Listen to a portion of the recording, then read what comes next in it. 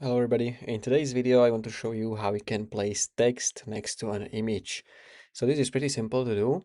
I have this Maca document here, and let's say I would like to add the picture of the hyacinth maca over here next to this second section. So what we can actually do, I'm gonna drag the image inside the Google Docs, and you can see now it's going to be like large like this, and it's not next to the text. So the first thing is we are going to resize it. So you just want to drag this corner.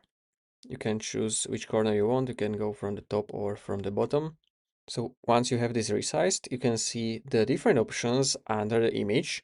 So the first one is inline, then you have wrap text, which we are going to use.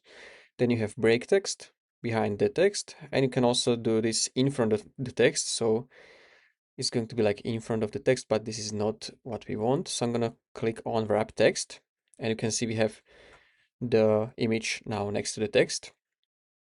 If you want to move it differently, you can select this fixed position on page, and you can maybe move it a little bit up or in the middle, like this. Then you can also change the margin. So this is going to change how the space between the text and the image. So let's say if I do the 0, you can see the text is starting right away from the image. So let's say we can do the 1 to 4, okay, or maybe 1 to 8, and maybe we can do this image smaller.